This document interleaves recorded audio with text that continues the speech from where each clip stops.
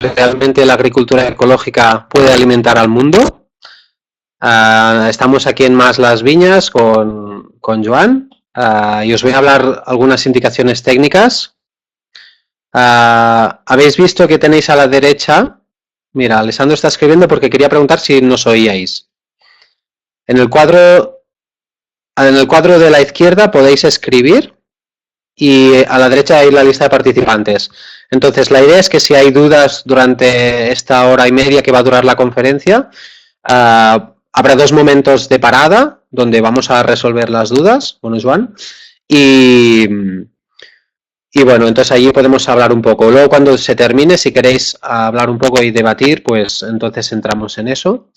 Veréis que a veces os cambia la pantalla porque hay momentos que vamos a dar más prioridad a las palabras de Joan y en otros momentos lo vamos a apoyar más con imágenes o dibujos que iremos viendo. ¿De acuerdo? Entonces, le pongo el micro a Joan y empezamos.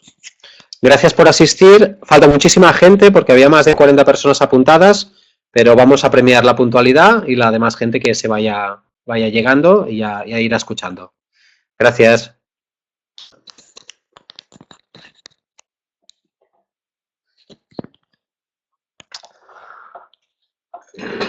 Hola.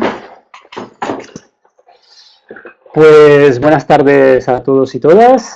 Bienvenidos a esta primera conferencia online que sale de la iniciativa de 2 proyectos en permacultura. Uno Mas Las Viñas, que es donde estamos ahora transmitiendo, y Canlao, que es un proyecto del sudoeste de Francia, en el que yo trabajo con mi compañera y otra gente desde hace ya casi 5 años.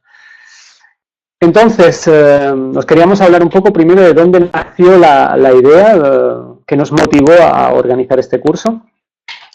En un primer momento queríamos organizar una charla para poder dar toda una serie de conocimientos que nos sirvieran de base para dentro del siguiente fin de semana, no el próximo. Vamos a hacer una formación de 2 días sobre técnicas y estrategias aplicadas a la huerta en permacultura, y queríamos dar como una base sólida a todo el grupo para que cuando llegara el día de la charla, del taller, pues ya pudiéramos partir todos de un mismo nivel. Preparándolo de esa manera, dijimos, ¿y por qué no lo hacemos abierto un poco a todo el mundo? Planteando una pregunta como esta, que es un poco el gancho de esta charla, ¿es que la agricultura biológica puede alimentar al mundo? Supongo que muchos de vosotros os habéis enfrentado a este argumento más que pregunta de la parte de gente que defiende la agricultura convencional, diciendo que es que la agricultura biológica no podría aumentar, no podía llegar a ese nivel de producción necesario para alimentar a una población que actualmente estamos alrededor de 7.000 millones y que se espera que en los siguientes años llegue tranquilamente a 10.000 millones. Pues hemos cogido ese argumento, lo hemos transformado en pregunta, y la idea de esta conferencia, de esta charla, es llegar con explicaciones de carácter agronómico a entender si es verdad, si es afirmativa o es negativa, o hay que matizarla esa afirmación. Muy bien, pues para empezar vamos a tocar primero unas ciertas nociones de agronomía, de ecología, diría, de base, que es un poco saber cómo funciona el ciclo de la materia orgánica. ¿Vale? Os hemos hecho aquí un esquemita y vamos a intentar irlo desglosando, y nos va a servir de base para ir avanzando un poco en un recorrido que os hemos organizado, de ver un poco la historia de la agricultura, cómo ha ido modificando ese esquema de base que es común a todos los ecosistemas naturales, y cómo la creación, la domesticación de las plantas, la creación de la agricultura por el hombre, pues se ha ido añadiendo, matices, ha ido transformando algunos de los ciclos que de manera natural se producen en el mundo desde que la Tierra existe. Como veis, vamos a partir del centro, del lateral superior del esquema, de aquí, una planta. Ahora, efectos de esta primera explicación, poco importa qué tipo de planta es. Podéis pensar que es una gramínea, como podéis pensar que es una secuoya.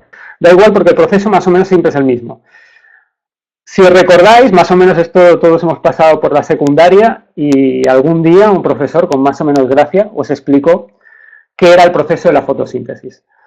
Pues bien, si recordáis, os dijo, alguien os debió de contar, que la energía del sol es utilizada por las plantas, que la planta la utiliza esa energía para coger el CO2 del aire y junto con el agua y las sales minerales crear su propia materia. Más o menos, resumiendo mucho, eso debió ser lo que os transmitió. Pero si veamos un poco más en detalle la reacción de la fotosíntesis, todo y que esa es una reacción simplificada, pero ya nos valdrá. Si veis en la reacción, en la parte de los reactivos, solo hay CO2 y agua, ¿vale? Y a partir de ahí la planta ya es capaz de crear un carbohidrato simple, como la glucosa, y soltar al medio el oxígeno, que para organismos como nosotros, los que no lo necesitamos para vivir, pues está perfecto. Si veis en esta reacción no aparece para nada esas famosas sales minerales, que son cosas que la planta va a coger por el suelo. Entonces, ¿qué nos está diciendo ya esta fórmula?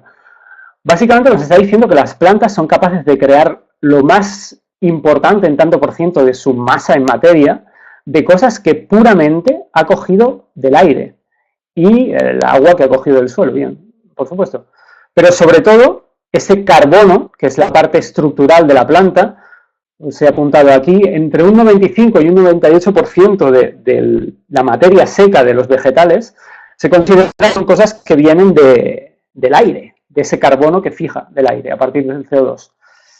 Entonces, ¿por qué tanta historia con qué hay en el suelo?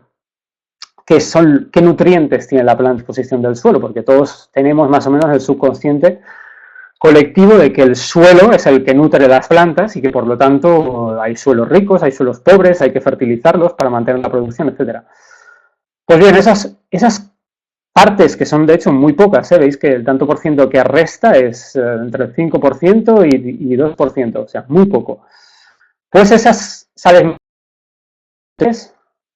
hay mil maneras de decirlo, intervienen en lo que será la producción de las otras muchas moléculas que componen el tejido vegetal.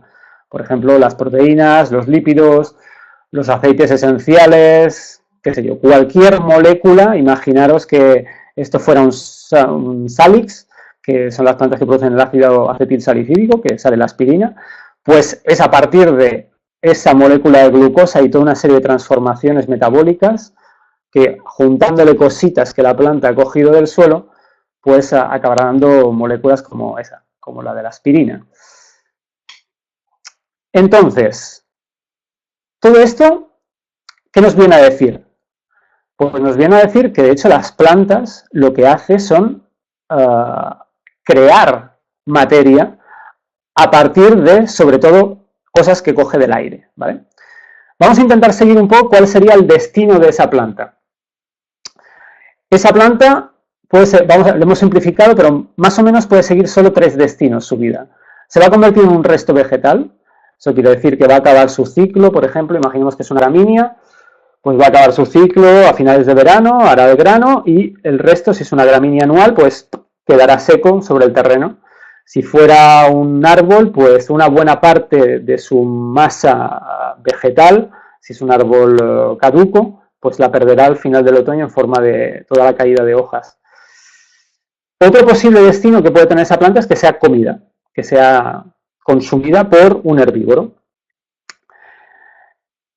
Y aquí ya veis uno de los puntos también clave de los ecosistemas, es entender que solo las plantas, y eso es una simplificación, de hecho los únicos organismos fotosintéticos que hay son las plantas verdes, las algas y algunas bacterias, son los únicos organismos que pueden hacer esta reacción de fotosíntesis, y que por lo tanto son los únicos que pueden inyectar la energía dentro de los ecosistemas, porque de hecho todo el resto del ecosistema, a través de acciones de depredación, va a alimentarse de esa primera materia generada, de esa primera materia sintetizada por un vegetal.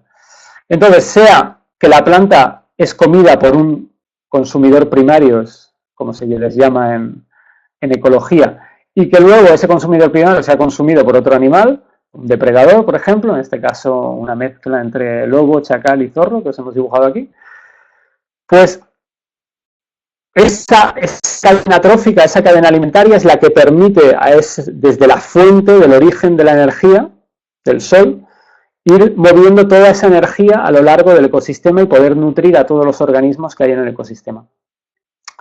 Muy bien, una vez nutridos esos organismos, esos consumidores primarios y secundarios, ¿qué pasa? Que generarán residuo. Hablando llanamente, pues van a hacer caca, ¿no? Van a hacer caca y pipí, y eso, junto con una parte que al final de su vida pues serán sus restos en plan cadáver, pues formaría toda esa parte de la materia orgánica que viene de restos de origen animal y que se vendrían a juntar los restos de origen vegetal en el suelo. Y a nivel agronómico esto se le conoce como materia orgánica, la cantidad de materia orgánica que tiene un suelo. Bajo determinadas condiciones, por temas de temperatura, por temas de bloqueos de los procesos de descomposición, esa materia orgánica puede ser que se fosilice. ¿Eso qué quiere decir?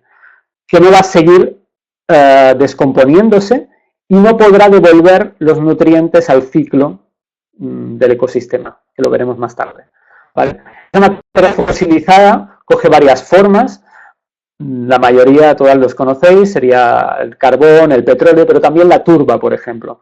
La turba es una forma de materia orgánica que debido a condiciones de exceso de humedad o de frío, pues no evoluciona y queda en forma de depósitos, que son las llamadas turberas, que hoy en día están muy estudiadas precisamente para darle uso en la agricultura. Pues bien, eso por una banda, en el caso de que no se descomponga. Ahora imaginemos que sí, que las condiciones son buenas, son ideales, y toda una serie de organismos que viven en el suelo, que son los llamados descomponedores del suelo, que es un grupo extremadamente variado, que va desde organismos unicelulares, como podrían ser bacterias, protozoos y compañía, a organismos complejos, como podrían ser escarabajos, gusanos, ácaros, etc. Pues todo ese grupo de organismos que está ahí en el suelo va a recibir toda esa materia orgánica de esas diferentes fuentes animales y vegetales que hemos visto y van a empezar a alimentarse de ella y a descomponerla. Cada vez las estructuras de ese carbono que hemos visto antes, que se habían complejizado en el tejido vegetal, dando lugar a glúcidos, a carbohidratos, a proteínas, a lípidos, etc., pues llegan al suelo y empiezan a ser como rotos en trozos más simples, hasta llegar un poco a las moléculas que los compusieron en origen, que la planta cogió a esos famosos sales minerales, a esos famosos nutrientes. Y entonces tendríamos esta línea de aquí que veis en el esquema, esa línea de mineralización, de conseguir que la materia orgánica, a través de un proceso de descomposición, vuelva a tener los minerales básicos que sirvieron para formarla. Pero hay otro camino, que es el que da lugar a la formación de humus.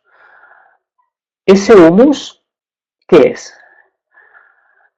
Más o menos el humus es una palabra que está en el lenguaje corriente. Normalmente la gente cuando va a un bosque y coge tierra de superficie, de una tierra ahí negra que cuando la hueles huele a champiñón, suelen decir, eso es humus. Es un poco más complejo que eso.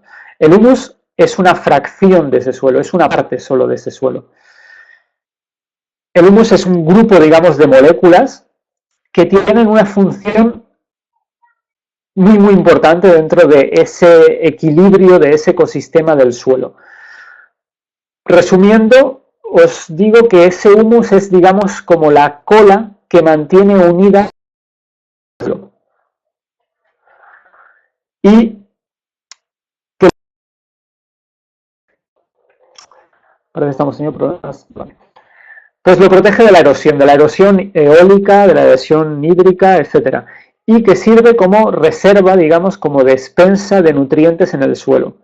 Porque una cosa que no he dicho es que, si volvemos a este esquema, esta mineralización, estas sales minerales, algunas de ellas, si rápidamente no son utilizadas por la planta, se van a perder. van a salir del sistema debido sobre todo a lixiviación. Eso quiere decir que con el agua que cae al suelo, ese agua disuelve las sales, y si no hay alguna raíz o no hay alguien que la atrape, que la absorba, esa sal mineral, ese nutriente va a ir bajando, bajando hasta llegar al freático. Es el caso, por ejemplo, típico de los nitratos. Supongo que muchos de vosotros habéis oído hablar de los problemas de contaminación del freático, del nivel freático a causa de nitratos. Pues la explicación es esa. Hay un exceso de la sal mineral, en este caso nitratos, es una sal mineral que compone sobre todo nitrógeno en su composición, y que tiene una gran capacidad de ser arrastrada por el agua. Pues bien, retomamos el esquema. La materia orgánica va a alimentar a todos esos organismos del suelo, esos organismos del suelo van a descomponer y nos va a dar humus, o va a hacer una mineralización rápida y vamos a tener rápidamente los nutrientes a disposición de la planta. Y vuelta a empezar. Pero si veis, una de las cosas que es clave en esta historia es que la planta, a cada ciclo de este proceso que hemos visto, de hecho no es que esté devolviendo lo que, sino que está añadiendo algo que nunca estuvo, ya que la mayor parte de su materia son cosas que vienen sobre todo del aire. Entonces, nosotros nos vemos que la imagen se corta. Me gustaría saber si vosotros la estáis recibiendo en continuo o veis también cortes. Entonces, bueno, retomando el esquema. Esa planta, de hecho, no está agotando el suelo. Esa planta está creando suelo. A cada ciclo vegetal que hay en el ecosistema, el nivel de materia orgánica sube debido a que a cada vez que la planta es comida o cada vez que la planta vuelve al suelo, añade una cantidad muy importante de su peso en forma de carbono, que antes era carbono que estaba en el aire. Y la planta lo ha fijado y lo ha metido en el suelo. Vale. Muy bien. Eso más o menos es el funcionamiento de todos los ecosistemas, desde praderas, bosques, selvas tropicales. Ahora vamos a intentar... ¿Sí? Vamos a intentar entender qué pasó con la domesticación de las plantas, con la llegada de la agricultura y cómo el hombre intervino y modificó todo ese sistema y qué consecuencias tuvo. Pues bien, la agricultura, vamos a ver un pequeño salto en el tiempo y nos situamos hace más o menos unos 10.000 años. Hace unos 10.000 años, en la zona de lo que sería Mesopotamia, una zona que los historiadores han dado el nombre de creciente fértil, que estaría definida más o menos entre el delta del Nilo y el curso del río Éufrates y Tigris, pues en aquella zona parece ser que fue donde por primera vez en el Neolítico superior ciertas tribus, se cree que debido a causas de cambio climático que se vivieron en ese momento, a problemas de crecimiento demográfico que habían hecho que las presas y las plantas de las cuales se alimentaban como cazadores-recolectores habían bajado mucho la población. Pues bien, debido a todas esas presiones del medio y debido también a que en ese medio, que es un medio donde había, ahora es un desierto, pero donde había en aquella época muchas estepas, muchos campos de cereales naturales, digamos, los equivalentes o los ancestros de nuestros cereales cultivados vienen de esa zona, la mayoría, avena, trigo, cebada, compañía. Pues esas plantas ya estaban ahí, así que la relación causa-efecto de coger grano, de plantarlo, de que vuelva a haber una planta que crece, se pudo hacer fácilmente y ahí hubo los primeros ensayos de agricultura. Bien, ¿cómo intervino, cómo el hombre empezó a domesticar esos primeros ecosistemas para convertirlos en agrosistemas? Pues bien, si volvemos a nuestro esquema, ¿cuál fue la primera herramienta que tuvo el hombre para hacer ese cambio de coger una pradera o un bosque y transformarlo en un campo de cultivo donde los vegetales que crecieran fueran vegetales de interés para nosotros, sobre todo, o para nuestros animales domésticos. También decir, aprovechar que en eso, más o menos en los procesos de domesticación animal y vegetal fueron parejos, fueron bastante de la par. Entonces, si veis el esquemita que teníamos antes, pues esta planta ahora va a ser, por ejemplo, una espiga, una planta de trigo. Pues bien, el proceso es exactamente lo mismo. Para crecer el trigo, sobre todo, coge el CO2 del aire, hace esta maravillosa reacción, y aquí, pues donde veis glucosa, pues se genera glucosa y a partir de ahí, pues dará otra serie de moléculas que acabarán dando los almidones o los carbohidratos que encontramos en el grano y las proteínas y otras cosas. Pues bien, el hombre, ¿cómo domesticó esos medios? Decíamos. Pues sobre todo, una de las primeras cosas que hizo fue quemar. Utilizó el fuego como herramienta. ¿Por qué? Pues porque era lo más sencillo, entre otras cosas. A día de hoy, de hecho, sigue siendo una opción. Pero ¿qué riesgos tiene la utilización de este fuego? Pues en esta línea de retorno de materiales que hemos visto, para generar esa materia orgánica cada vez creciente, ¿el fuego cómo interviene? Pues interviene eliminando los restos vegetales.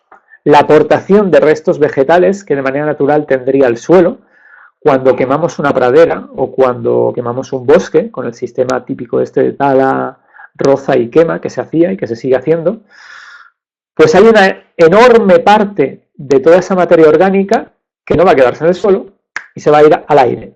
De nuevo, gracias a la combustión, todo ese CO2 va a ser liberado otra vez a una forma de gas. Así que lo vamos a perder para nuestro sistema. No va a poder estar ahí en forma de materia orgánica que alimente a todos los organismos del suelo y que ellos al final vuelvan a darnos todos los nutrientes. A lo mejor alguien ahora estará pensando, pero ¿y la ceniza? Siempre se dice y siempre se ha dicho que la ceniza aporta nutrientes y minerales al suelo. Es verdad. De hecho, lo que queda cuando quemas combustible vegetal, esa ceniza, casi todos son esos minerales originales que la planta había cogido del suelo. Con lo cual los minerales sí que vuelven. Lo que no vuelve es todo el carbono que podría dar lugar a todo ese humus y ese humus jugar todos esos roles importantes que hemos visto. ¿De acuerdo? Así que ahí está un poco la explicación de por qué tras quemar un prado o un bosque hay unos primeros años donde hay buenas cosechas o la hierba crece muy vigorosa. Es porque hay ese primer golpe de nutrientes de starter en forma de ceniza muy fácilmente asimilable por la planta. Pero después de ese momento, la fertilidad empieza a caer en picado. Eso explica el por qué las primeras técnicas agrícolas se basaban en una herramienta que a día de hoy todavía se utiliza en algunas redes, que es el barbecho. El barbecho, o guaret en catalán, era la manera que se tenía para, después de 2-3 años de cosechas, dar de nuevo una fertilidad a ese suelo. Vamos a intentar entender cómo funciona el barbecho. Ahora que ya estáis un poco familiarizados con este esquema, pues es fácil de entender. El barbecho hace que nosotros hemos hecho 2-3 años de cosechas de nuestro trigo y de golpe hemos hecho... eso también no lo he comentado, lo voy a comentar.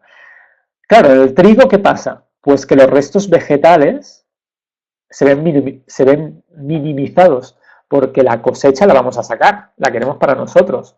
Y en el caso del trigo, encima sacamos la paja también del campo, porque tiene utilidad para dar de comida a nuestros animales. Y vosotros diréis, bueno, pero eso no pasa nada, porque luego el animal va a hacer un excremento y ese excremento puede volver al campo. Eso fue una técnica bastante moderna que revolucionó la agricultura, pero en un primer momento no era así. Entonces lo que se hacía era utilizar los campos hasta que ya no tenían rendimientos suficientes y se dejaba en barbecho.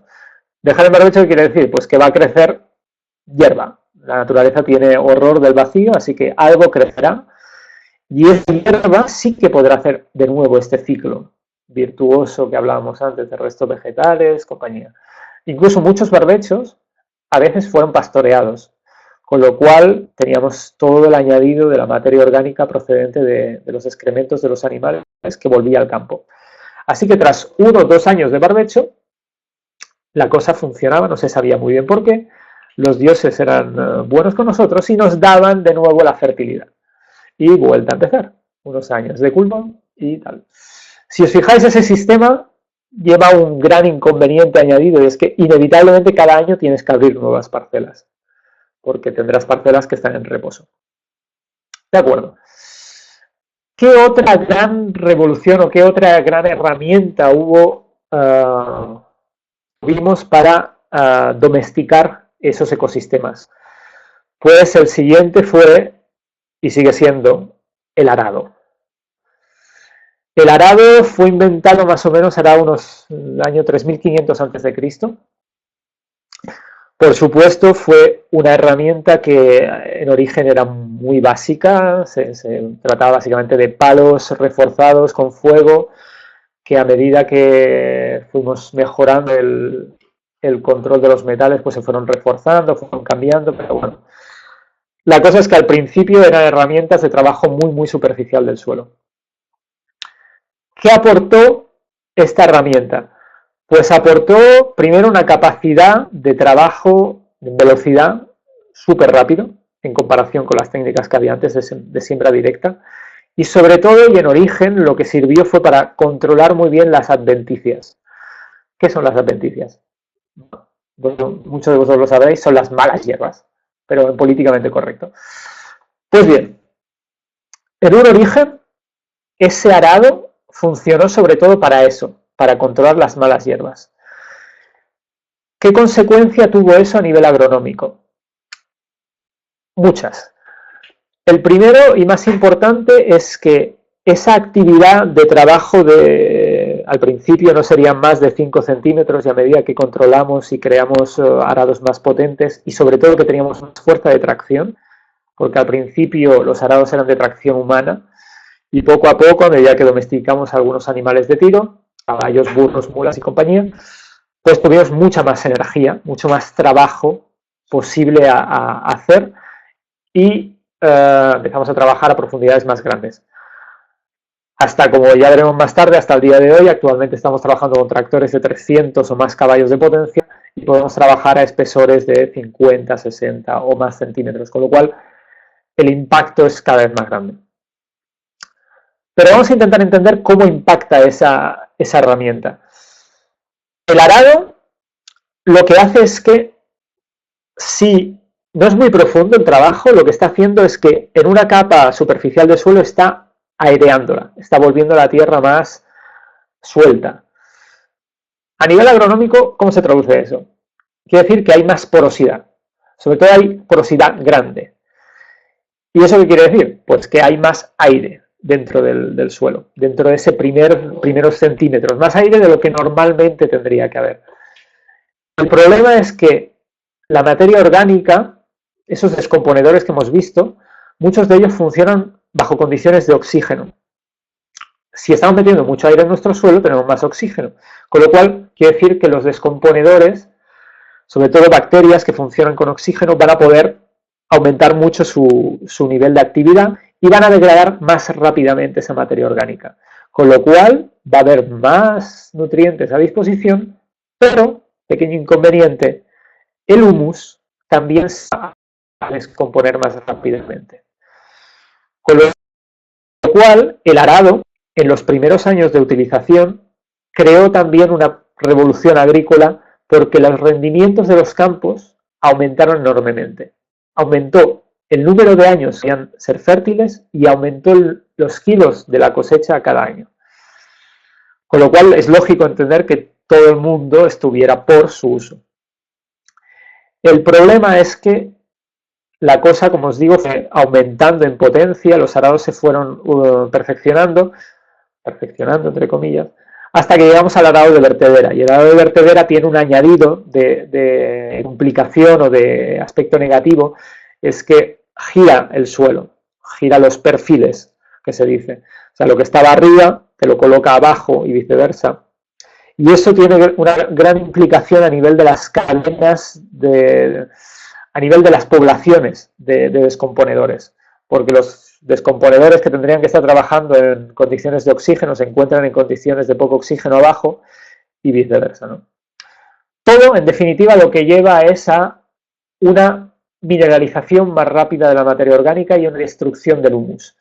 Y os acordáis que al principio hemos dicho, el humus es como esa cola, ese pegamento que aglutina, que junta las partículas del suelo. Pues si bien, si ese suelo no tiene humus o tiene un tono de humus bajo, ese suelo va a estar sujeto a la erosión. Y ahí tenéis, por ejemplo, una de las explicaciones, la causa principal, de hecho, aunque pocas veces se hable en los cursos de historia, de por qué el Imperio Romano desapareció. Pues desapareció simplemente porque, sobre todo en toda la cuenca mediterránea, que fue donde estuvo más presente, se aplicó todas estas reformas agrícolas basadas en el trabajo de arado, y encima la zona mediterránea tiene unas condiciones climáticas particulares que hace que haya una gran presión de lluvias torrenciales en una época del año. Así que la cosa está un poco cantada, ¿no? Tienes suelos que han perdido humus, tienes un clima que hace que tienes lluvias torrenciales, el suelo cada vez está más desestructurado y tiene menos capacidad de aguantar sus partículas, así que cuando viene una lluvia fuerte, pues se lleva el suelo, simplemente. Actualmente este problema es el causante de la pérdida de 30% de las tierras arables del mundo, y se considera que cada año todas las tierras arables hoy en día están perdiendo entre 30 a 120 toneladas de tierra por hectárea y año. Es un proceso que está afectando a todos los países, independientemente de en qué latitud estemos hablando, pero que afecta mayoritariamente, continúa afectando a los países de climas áridos, semiáridos o de clima como clima mediterráneo. Bien, pues ahí se va perfilando un poco cómo este ciclo de la materia orgánica ha sido alterado con la agricultura.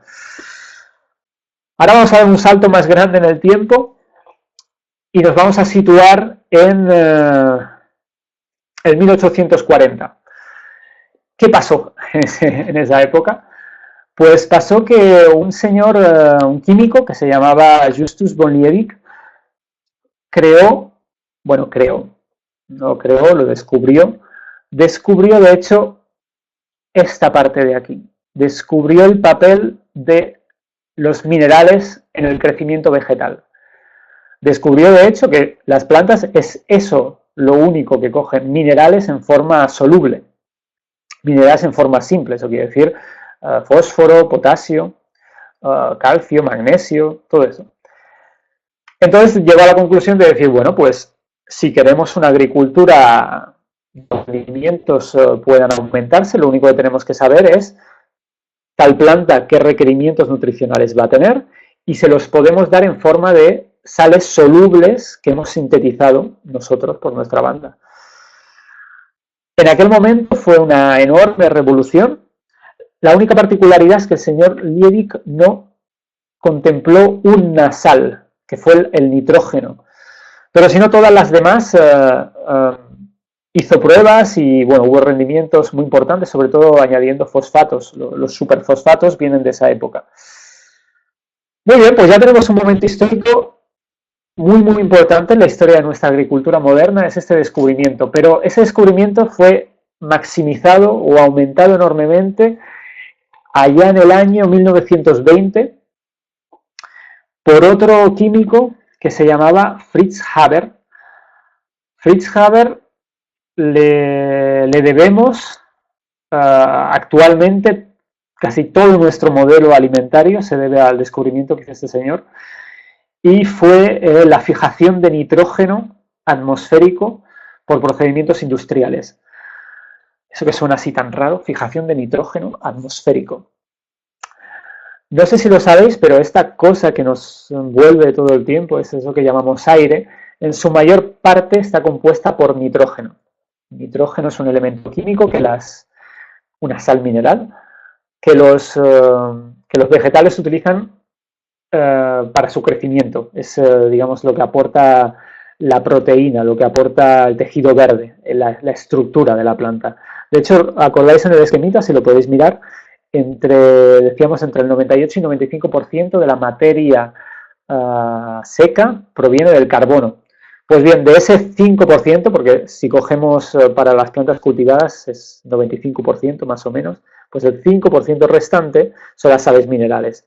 Pues de ese 5%, la mitad es nitrógeno. O sea que el nitrógeno es uno de esos nutrientes que se dice que son limitantes para el crecimiento de las plantas. Sin nitrógeno no hay un buen crecimiento vegetal. Entonces este señor en el 1920 recibió el Nobel por un proceso químico que no vamos a entrar en los detalles, pero bueno, se basa en combinar nitrógeno con hidrógeno y bajo situaciones de presión y temperaturas dadas, pues se forma una molécula de amoníaco. Pero esa primera molécula de amoníaco, que es el nitrato amonio, de hecho, en aquel momento no se le daba una utilidad, no se buscó tanto una utilidad agrícola como una utilidad en la preparación de armamento. De hecho, el nitrato amonio es la base estructural de muchas bombas, de la mayoría de bombas que se utilizaron durante la Segunda Guerra Mundial. Para anécdotas de la vida, el señor Fritz Haber era judío, así que cuando arrancó la Segunda Guerra Mundial tuvo que abandonar el país y bueno, terminó sus días de una manera no muy agradable. También decir que ese señor descubrió también muchos de los gases que se utilizaron en la Primera Guerra Mundial. Recordar que se considera la primera guerra química de la historia. Pues muchos de los gases fue él quien los inventó. Entre ellos, para la anécdota, el ciclón B. De hecho, el ciclón A, el ciclón B fue la versión 2.1, que fue el gas que se utilizaba en las cámaras de exterminio para los judíos en campos de concentración alemán, como Auschwitz y compañía. Pues bien, como veis, una imagen ahí histórica del pasado más reciente de Europa y de uno de los conflictos más sanguinarios que hemos tenido, y que han determinado, de hecho, ese conflicto ha determinado la agricultura que tenemos hoy en día. ¿Y por qué? Pues porque al final de la Segunda Guerra Mundial, 1945, nos encontramos que tenemos toda en Europa, bueno, una Europa destruida, una Europa que hay que recomponer, una población que hay que hacer aumentar, y toda una industria de guerra que ha estado funcionando durante años para proveer armamento y maquinaria de guerra. Así que la gente que estaba en esos momentos en los gobiernos y gestionando la economía naciente de Europa, sobre todo el bando de los aliados, decidieron que aquello se tenía que utilizar para algo. Así que el nitrato amonio este que hablábamos, que empezamos a poder sintetizar en las fábricas, le dimos la utilidad de ¿por qué no vamos a meterlo en los campos? Si es una sal mineral, es el nitrógeno y las plantas pueden crecer con él, vamos a probar. Así que probaron y la cosa funcionó súper bien. Hubo los rendimientos, se considera que hubo rendimientos hasta 4 veces más grandes de lo que normalmente se tenía en ciertos cultivos, y se empezó a vivir en la agricultura lo que se conoce como la Revolución Verde. Un proceso que transformó de manera radical y hasta nuestros días la concepción que tenemos de la producción de alimentos,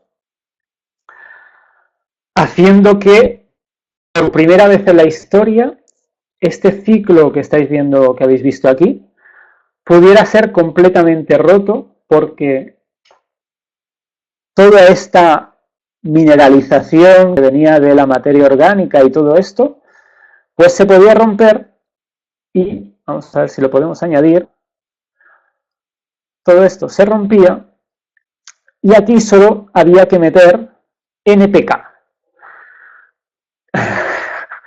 NPK. ¿Y qué es esto?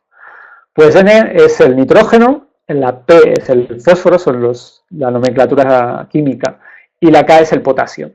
Es lo que se considera los macronutrientes y que son las bases de la fertilización química de hoy en día, de todos los campos que veis por cualquier sitio, de hecho.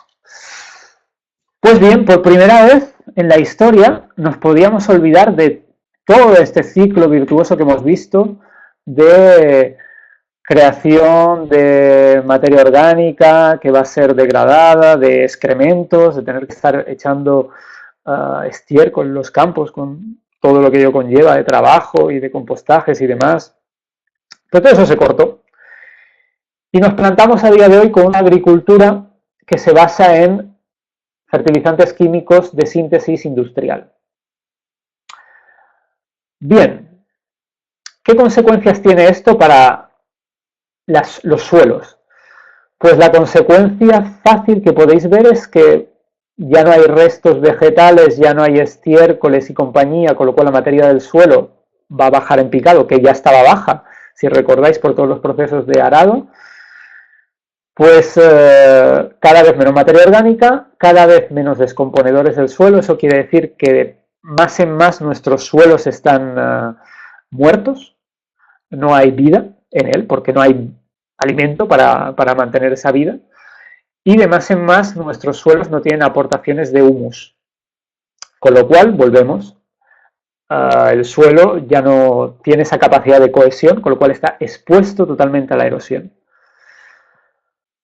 De acuerdo, pues con esta situación, bueno, antes de continuar me gustaría si podemos hacer aquí una pequeña pausa de preguntas, mucha información la que se ha dado. Tal vez hay alguien que pregunta, ¿el nitrato amonio es necesario para las plantas? No, lo que es necesario es el nitrógeno. El nitrógeno sí, como macronutriente, lo necesitan las plantas, lo necesitamos nosotros, necesita toda forma de vida. La cosa es cuál es el origen de ese nitrógeno. No sé si se entiende.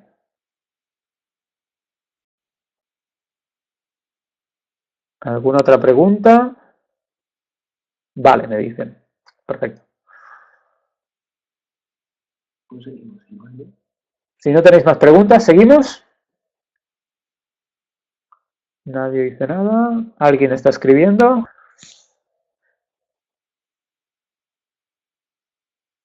¿Cuánta gente tenemos?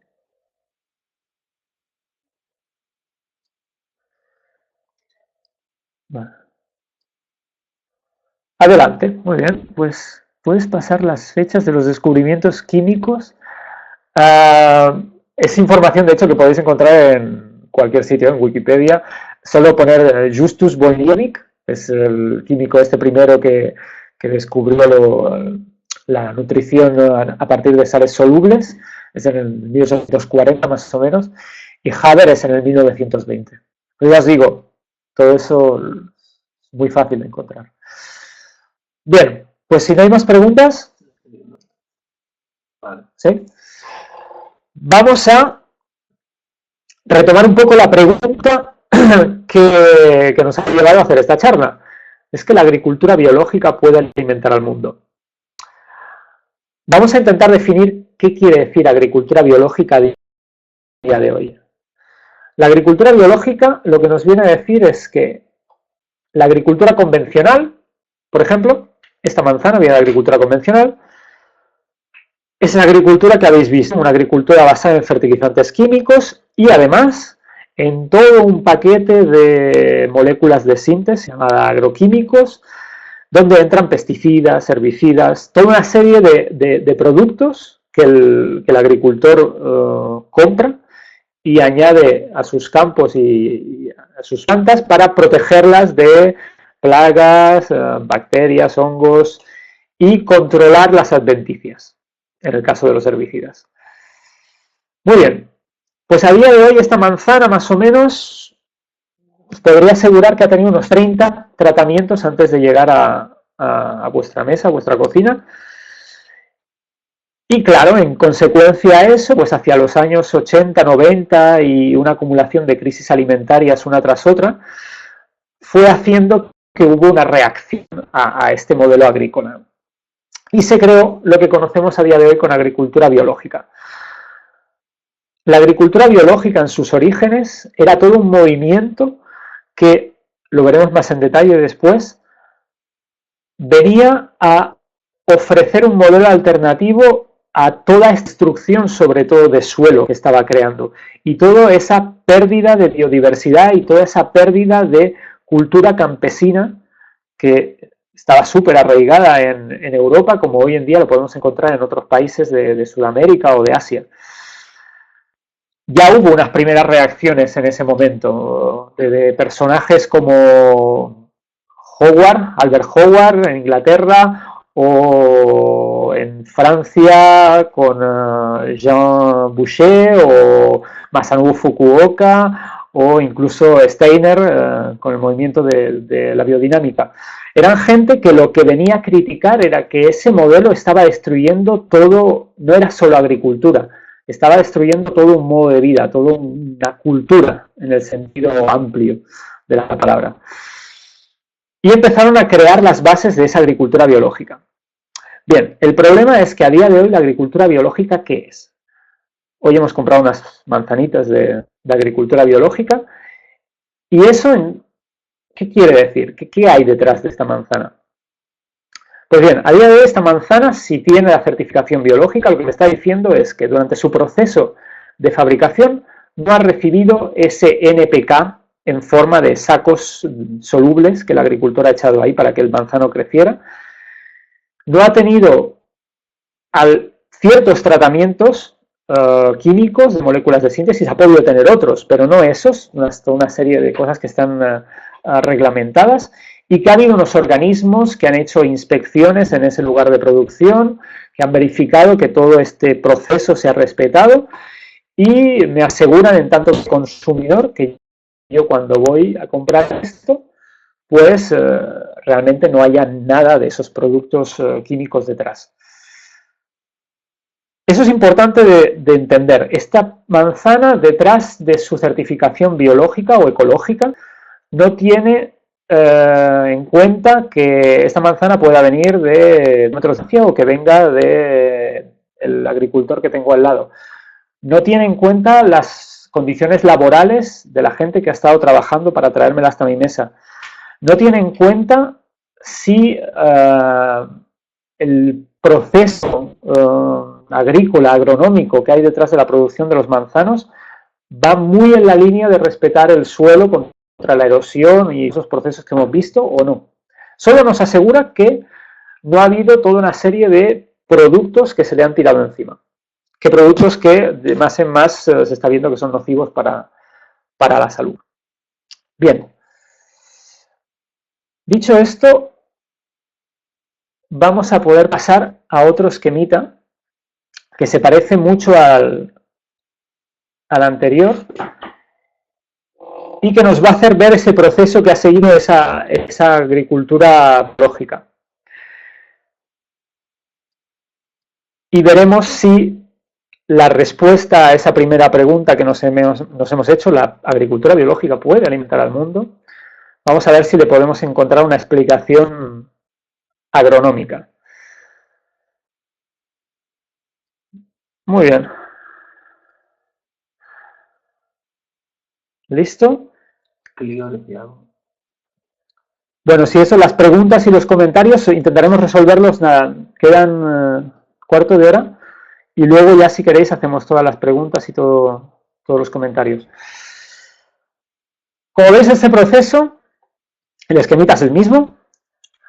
La agricultura biológica lo que hace es que, por ejemplo, si esto es un maíz en ecológico, pues se va a intentar hacer que vamos a tener que hacer una fertilización en base a materia orgánica. Entonces se van a intentar dejar todos los restos de cultivo posibles en el suelo, se va a machacar, se va a triturar para que todo eso alimente ese stock de materia orgánica. También se va a trabajar con estiércoles, con todo tipo de restos animales que podamos encontrar, con harinas de hueso, harinas de sangre, a lo mejor habéis oído vosotros alguna vez que se puede fertilizar. Pues bien, todos esos productos, conchas machacadas de moluscos o bueno, algas, se pueden utilizar. La obsesión, digamos, de todo agricultor biológico es aumentar la cantidad de materia orgánica de su suelo. ¿Por qué? Pues porque hemos visto que esa materia orgánica es la que da vida realmente al suelo y es la que va a aumentar los tonos de humus y es lo que nos va a permitir generar esa mineralización que va a dar esas sales minerales que todo y que son muy poco en porcentaje son muy importantes, tienen que estar ahí, si no la planta no crece. Pero y ahora vamos a ver dónde está ahí la problemática o el límite de esta agricultura biológica. Sobre todo, esto que os voy a decir ahora va muy en la línea de la agricultura biológica que yo voy a llamar industrial. ¿Qué quiere decir eso? Es la agricultura biológica que a día de hoy, de más en más, cuando vais a un gran supermercado, os podéis encontrar una línea del supermercado que tenga producto ecológico. Así que hoy en día es posible ir a Carrefour o a Condis o a una de estas cadenas y junto a todos los productos de la agricultura convencional encontrarte una línea con unos poquitos productos, todos con su tampón y su label de certificación ecológica, que de más en más empiezan a invadir estos mercados. Es ese tipo de agricultura que voy a describir ahora. Esa agricultura es biológica, es cierto. Esta planta no habrá recibido ninguno de esos tratamientos y no habrá recibido NPK en forma soluble para crecer. Pero ¿y de dónde viene la materia orgánica que alimenta esos campos?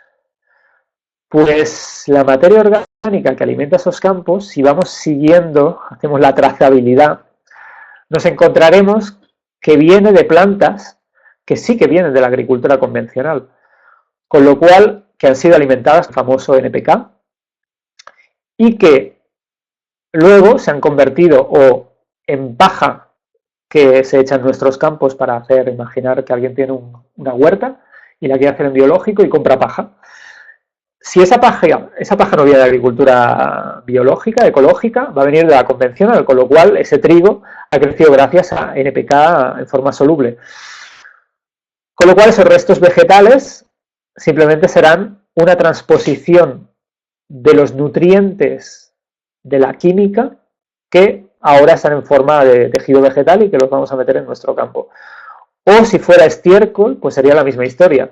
Si el animal ha sido alimentado con productos de la agricultura convencional, está claro que los nutrientes que podemos encontrar en ese estiércol, en definitiva, son nutrientes que han sido fijados químicamente con su consecuente gasto energético de combustibles fósiles. Así que si veis, en definitiva, lo que estamos es que la agricultura ecológica de gran superficie hoy en día es una agricultura puramente de sustitución. ¿Eso qué quiere decir? Que es una agricultura en la que ciertos productos fitosanitarios han sido sustituidos por otros, que sí que se pueden, según el reglamento ecológico, utilizar, y que la materia orgánica que se necesita para mantener la fertilidad de los campos, de hecho, está viniendo y depende de la agricultura convencional. Si esa agricultura convencional cierra el grifo, el sistema se hunde. Así que la respuesta ya la tenemos. ¿Es que la agricultura biológica puede alimentar al mundo? Pues no. Este modelo de agricultura biológica que estamos teniendo y que de más en más está invadiendo como efecto de moda en nuestros países occidentales debido a que de más en más nos preocupamos por lo que comemos y podemos gastar un poco más de dinero en ello, pues no puede alimentar al mundo básicamente porque es una agricultura que no presenta una alternativa real. Es una agricultura que está completamente dependiente, que cuelga por las fuentes de materia orgánica de la agricultura convencional. Por ejemplo, os voy a hablar de un tema que yo controlo un poco porque soy productor desde hace 4 años de hortaliza en biológico. Hoy en día, a nivel de hortaliza biológica, la mayor parte de lo que se está poniendo como materia orgánica en los suelos son granulados de materia orgánica que vienen de desechos de matadero y desechos de estiércol. Y ese estiércol y esos desechos de matadero, esos animales, todos vienen de la agricultura convencional. Y vosotros os diréis, como yo pregunté la primera vez, pero ¿cómo puede ser que eso no esté reglamentado como ilegal, como que no se puede hacer? Pues el tema es que si no estaríamos delante de una gran falta de materia orgánica. no tenemos actualmente grandes superficies agrícolas que intenten regenerar este ciclo que habéis visto aquí. Las hay, y de más en más, gracias a esfuerzos de mucha gente que entiende que esa agricultura biológica que tenemos que crear, que esa agricultura ética que va a ser la agricultura de mañana, no puede ser una agricultura que dependa en sus fuentes de materia orgánica del exterior, y sobre todo que del exterior veniendo de agricultura convencional. Son gente que está intentando recrear en sus granjas, que de hecho ya lo ve así, como una granja, no como una explotación agrícola. Están intentando recrear ese cambio de mentalidad de los pioneros, es una manera de dar de comer a la gente. La agricultura es una herramienta de cambio social, político, económico, extremadamente importante. Y que tenemos que crear sistemas en los cuales se prioricen los insumos que la naturaleza ofrece de manera normal.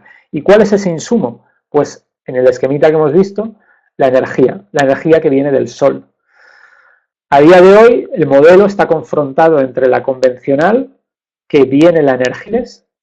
Para la anécdota, no sé si lo sabéis, pero actualmente se considera que para crear una caloría alimentaria en agricultura convencional se están utilizando 10 calorías que vienen de combustibles fósiles. Pues bien, ese es el modelo convencional, que está claro que no me aguante, aguantará lo que dure o los combustibles fósiles o lo que dure la erosión muy, muy grave e irreversible de los suelos. Una de las dos cosas hará que el sistema colapse. De hecho, ya está colapsando por el tema de erosión. Y el otro modelo es de agricultura biológica, pero esta vez agricultura biológica ecológica de verdad. Es ese modelo que están creando mucha gente en muchos lugares del planeta diferentes, donde basan sus sistemas de producción en la energía del sol, en optimizar al máximo esa capacidad fotosintética para crear al máximo de materia orgánica en sus suelos y transformar a sus suelos en lo que se llama, una expresión en francés que dice crear pozos de carbono. Intentar fijar todo el carbono posible para crear todo ese humus que va a ser realmente la capitalización de la fertilidad de los suelos para las generaciones futuras. Pues bien, hasta aquí un poco lo que os queríamos explicar. Deciros también que, como decía al principio, esta pequeña charla quería ser introductoria para crear un poco como un nivel de base para una formación que se va a realizar aquí en Las Viñas el fin de semana del 11-12 de este mes. Y nada, y ahora si os parece dejamos un espacio abierto a reflexiones, preguntas. A ver, ¿alguien pregunta si se está registrando la charla? Sí, se está registrando, así que la podréis ver en los siguientes días, estará colgada. Alguien dice, el arado sirve para la aireación del suelo y acelerar el proceso de descomposición y mineralización de la materia orgánica, pero ¿qué pasa con los suelos compactados? Es decir, a mi entender, el aireado del suelo también sirve para facilitar a las raíces su crecimiento. ¿Cómo se gestiona un suelo arcilloso sin aireación artificial? Una muy buena pregunta. De hecho, el arado entendido como herramienta hoy en día que coge y te gira el perfil del suelo, eso yo no lo recomendaría en ningún caso, ni en caso de suelos compactados, a no ser que sea la única herramienta realmente que tienes para descompactar. Hoy en día para descompactar existen herramientas más específicas. Por ejemplo, una subsoladora es una herramienta que te entra en el suelo y sin invertir capas te permite crear esa aireación, que es cierto. Determinados suelos que han estado mal gestionados durante años, que tienen poca actividad biológica, que tienen poca materia orgánica, puede ayudarles mucho primer trabajo de eso. Pero el arado, en tanto que arado, no lo recomendaría para nada. Pero una aireación mecánica puede ser una solución de arranque para luego intentar poner en marcha todo ese proceso biológico que te va a mantener una labranza biológica, que se dice. Me comenta el Sergi, sí, también existen de hecho plantas que pueden hacer ese subsolaje. Son plantas que tienen unos sistemas racinaриos muy potentes y que permiten perforar capas de suelo que han estado compactados, y luego al utilizarlas como planta de sacrificio, como abono verde, al destruirlas, todo su sistema racinario queda intacto y se descompone, dejando grandes masas de aireación en su interior. Otra pregunta. Los restos vegetales de las plantas y restos de cultivo siempre es necesario machacarlos, hacerlos más pequeños para facilitar el proceso de materia orgánica. Si se dejan tal cual, son mucho menos efectivos. Depende. Depende qué resto estamos hablando. Si es una materia con mucha celulosa, muy lignificada, muy dura, para entendernos, mucha madera, sería bueno triturarla. Por ejemplo, imaginaros un resto de poda. Pues un resto de poda, si lo dejas tal cual en la superficie, aparte de molestarte en las tareas de siembra y compañía, puede realmente pasar muchos años, incluso en determinados climas, para que se descomponga. Entonces, en esos casos, sí, optamos por triturar. Pero si estás hablando de restos, por ejemplo, de cocina o tejido verde eterno, no, realmente no es necesario. Otra pregunta. ¿Puede otra agricultura ecológica alimentar al mundo? Bueno, ya lo he respondido, sí. Una agricultura que a mí me gusta llamar campesina. Una agricultura que realmente esté anclada a su territorio, a su clima, y que sirva para alimentar a una población local que está concienciada de la importancia de consumo local, de consumo de cercanía y de consumo ecológico. No sé si responde la pregunta. Se puede cultivar todos los vegetales en gran cantidad sin tocar la tierra. Por ejemplo, los cultivos que se tienen que aporcar, como las patatas o los puerros. Muy buena pregunta. Yo ahí voy a diferenciar lo que llamaría una actividad de arado con una actividad como de rascar el suelo para, por ejemplo, aporcar. Realmente el arado yo lo limito a esa acción hecha con una vertedera, con una herramienta que te entra a una profundidad de 30, 40 o más centímetros y que te coge el suelo y ¡pum!, te lo gira. Todo lo que sea pasar herramientas de dientes que no van a girar esos perfiles, que solo van a servir para trabajar muy en superficie, o incluso herramientas de rotación, idealmente de rotación vertical, no horizontal, como un rotavator. Pero bueno, todo eso yo lo meto en otro paquete. Son herramientas que ayudan, de hecho, muchísimo a la gestión, por ejemplo, de las adventicias, que es uno de los temas pilares clave en agricultura ecológica, y a ciertas tareas de preparación de semilleros o, como tú comentas aquí, de aporcados, ¿no? De añadir tierra porque determinados cultivos necesitan aumentar la sujeción de la planta para blanqueos o para evitar que, como las patatas, se verden. Eso sería otra cosa. Y sí, creo que no es problemático hacer alteraciones del suelo a esa escala.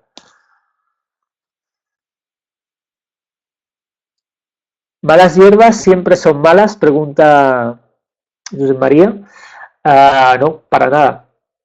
De hecho, las malas hierbas es una manera muy peyorativa de hablar de esas plantas silvestres que están presentes en cualquier campo y que, entre otras muchas valuosas informaciones, nos indican el estado de ese suelo a nivel de ciertos nutrientes o de problemáticas de bloqueos que pueda haber, y que en el mejor de los casos siempre estarán ahí para cubrir el suelo. Cuando nosotros ya no tenemos nada mejor que ofrecer al suelo, pues lo protegerán de la erosión que pueda crear la lluvia y el aire. A ver, otra pregunta. Hablando de triturar restos vegetales, muy de acuerdo sobre lo que decías de restos leñosos, y de hecho en la revolución de la brizna de paja de Fukuoka decía que funcionaba mucho mejor dejar la paja entera que cuando la trituraba. Es cierto. Y también decía que de hecho es muy importante no ponerla toda en el mismo sentido. No sé si si alguien ha leído ese libro o particularmente tú te acuerdas, que es mejor dejarla dispersa un poco en todos los sentidos.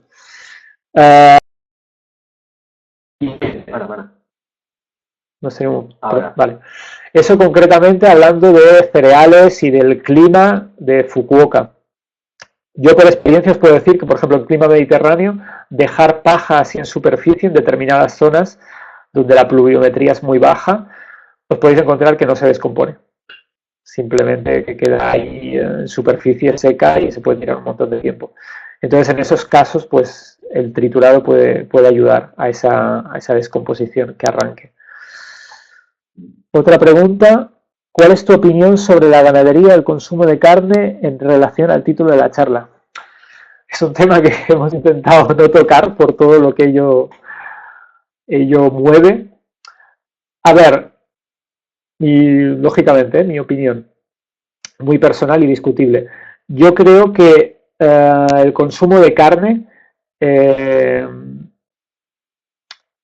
muchas zonas del planeta es uno de los recursos alimentarios más valiosos que podemos utilizar en tanto que herbívoro, ya que los herbívoros pueden hacernos beneficiar de toda una serie de recursos vegetales que de otra manera si no sería imposible valorizarlos, debido a que están en terrenos que están muy mal orientados o con inclinaciones que no podemos poner al servicio de la agricultura para crear vegetales para nosotros, o al hecho de que valorizan tierras marginales de zonas que no pueden ser cultivadas.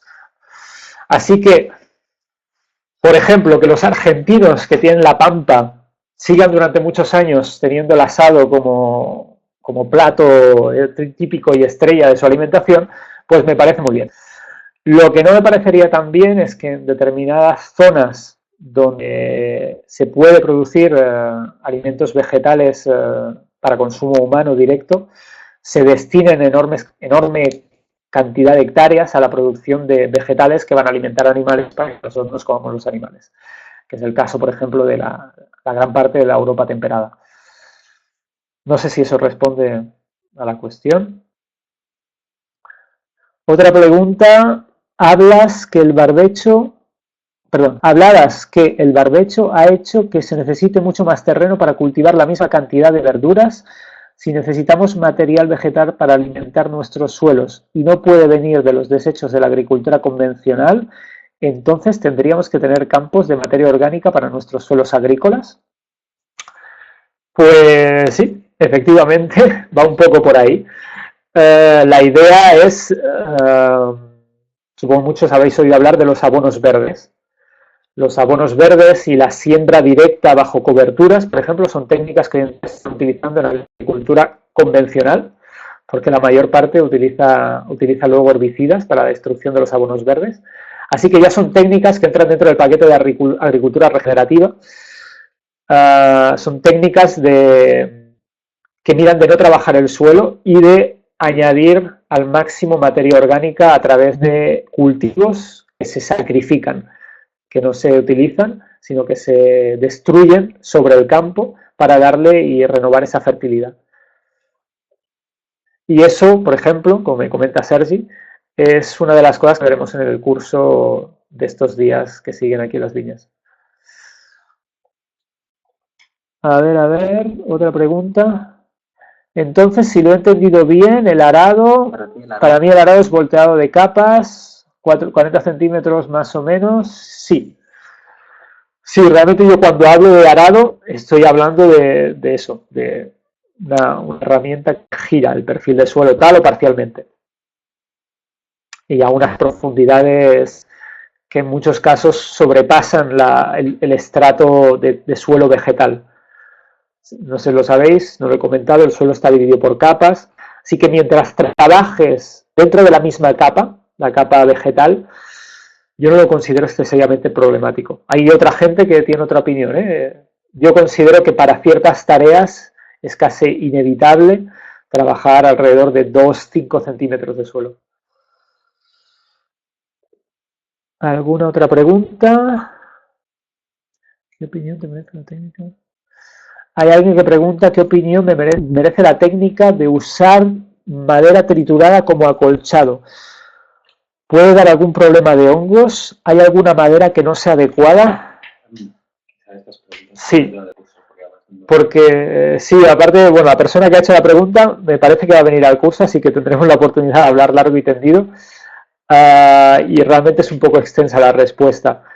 Solo para los que no vengáis al curso, deciros que depende mucho del estado del suelo al cual tú vas a meter esa materia tan rica en lignina y en celulosa, y depende mucho de otros factores climáticos, sobre todo, de tono y de dónde tiene que venir ese carbón, esa madera, ¿no? Porque estamos en lo mismo, si vamos a estar deforestando para triturar madera, para meterlo en los campos agrícolas, pierde todo un poco el sentido.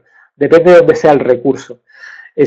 O para buscar información, si queréis, esa técnica, por ejemplo, se ha utilizado mucho, es lo que se llama el BRF, es una técnica que se ha utilizado mucho en Canadá, pero Canadá tiene enormes masas forestales y se puede permitir el lujo de fácilmente sacar materia de los bosques para inyectarla a los campos agrícolas, que no sería el caso en nuestros climas, por ejemplo. A ver, otra pregunta. Escuché a alguien que aconsejaba tener la mitad de sus campos solo para regenerar materia orgánica. La mitad de sus campos. O sea, quiere decir que había. Es un comentario rápido. Ah, vale, perdón. No es una pregunta, es un comentario que se hace entre los participantes. Vale. Alguien pregunta cuándo sabemos que las malas hierbas compiten con el cultivo de consumo. Depende del cultivo, depende de tu suelo.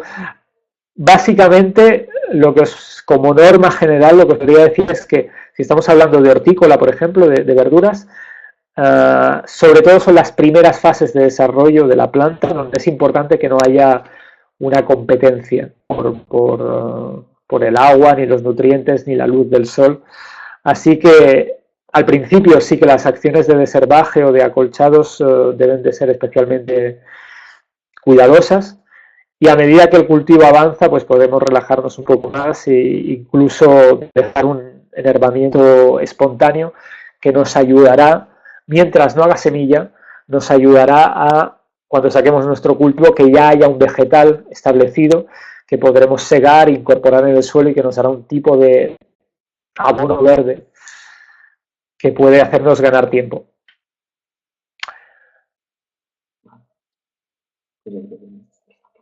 Vale, pues en principio no hay más preguntas. Muchas gracias a todos por vuestra atención. ¿Alguien está escribiendo? Muchas gracias. Muy bien. Pues nada, esperemos que haya gustado la charla, que haya sido útil y que... y bueno, Alberto ha hecho una más arriba. Alberto Ha hecho una pregunta más arriba. Ah, perdón. Vamos a retomar la pregunta. No encontramos la pregunta. Tal vez la pueda volver a hacer. Sí. ¿Sí? Alberto, ¿podrías repetir tu pregunta, por favor? Ah, no, espera, la tenemos. ¿Qué diferencia o ventaja hay entre aportar la materia orgánica en un estado de descomposición avanzada, véase compost o no? A ver, esto es un poco complejo de explicar. Para la gente, por ejemplo, que habéis seguido o habéis leído a Fukuoka, sabréis que uno de los pilares de la agricultura natural de Fukuoka es no hacer compost. Fukuoka estaba en contra del compost. ¿Cuál era la razón? Pues era muy simple. Si volvemos a nuestro esquemita, si lo tenéis ahí al lado, supongo que sí, ¿Qué quiere decir hacer compost? Pues hacer compost quiere decir que todos esos restos vegetales, todos esos excrementos que tenéis aquí en el esquema, los sacáis del sistema, los compostáis en algún sitio, haciendo que suban en temperatura, los giráis, los volteáis, y al final vais a devolver un producto ya hasta cierto punto muy digerido al suelo. ¿Cuál es el problema de eso? Sobre todo Fukuoka, y yo estoy de acuerdo con él, veía dos problemas. Uno es que ese proceso de descomposición no se está realizando en la superficie del suelo, con lo cual hay muchos de los descomponedores que serían alimentados si esa materia orgánica fuera para dar directamente al suelo, que ya no van a tener su dosis, ya no van a tener su aportación de materia orgánica, con lo cual no van a estar ahí. Estarán en el montón de compost, pero no estarán en el campo. Y otro inconveniente es que si empezáis a pensar así de manera holística, como ofrece la permacultura, cuando vosotros hacéis un montón de compost y ese compost se calienta, esa energía, según ese principio de física y química que dice que la energía ni se crea ni se destruye, simplemente se transforma, está claro que tiene que ser energía que viene de algún lado. Pues ¿de dónde viene? Pues viene del Sol. Miráis otra vez el esquema, la fuente única de energía que alimenta todos los ecosistemas es la energía solar. Así que cuando yo meto un montón de hierba fresca segada de mi huerto y hago un montoncito, la mezclo con materia más seca y meto gallinace y todo eso, y al cabo de unas semanas eso se empieza a calentar, ese calor lo estoy perdiendo, porque lo estoy perdiendo, porque se va al aire. Eso quiere decir que mi montón está perdiendo energía. Con lo cual, cuando yo meta ese compost en mi suelo, esa materia, todo y que pueda tener ciertas ventajas en algunas cosas, pero es una materia que ha perdido parte de su energía inicial en forma de calor, que se fue en el proceso de compostaje. Podríamos hablar largo y tendido más de estas cosas, pero esos dos puntos, el hecho de que muchos de los descomponedores que hay en el suelo no se ven favorecidos por no meter la materia fresca en el suelo y el hecho de que el compostaje hace que perdamos energía, son los dos argumentos de base de la gente que está en contra del compost. Otro argumento mucho más de naturaleza humana, que es también mío, es que es un trabajo extra que te pones el hacerlo. Si se puede hacer un compostaje en superficie, tanto mejor. Bueno, hay otras preguntas.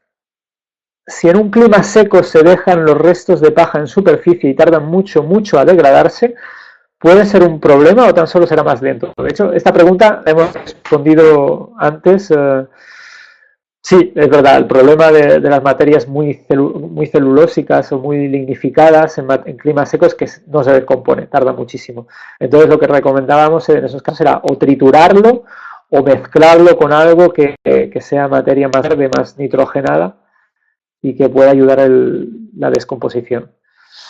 En cuanto a si es un problema o no, problema sobre todo es que muchas operaciones de repicado y de plantación de nuevos semilleros se ven dificultadas por tener esos restos ahí.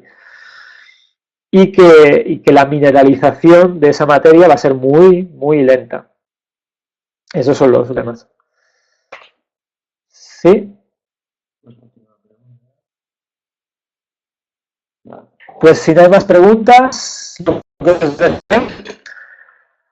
quien quiera tener más información, podéis venir al curso. Y bueno, esperamos que haya sido práctica la charla, que sirva para aclarar algunos conceptos y bueno, esperemos que sea la primera de una serie de Dakar en función de vuestros intereses y nuestras competencias para abarcar los asuntos. Y nada más, muy buenas tardes a todos y nos podremos ver uno de estos días en las viñas o en el proyecto este de permacultura que hablábamos al principio en Canlao, en Francia, quien se motive.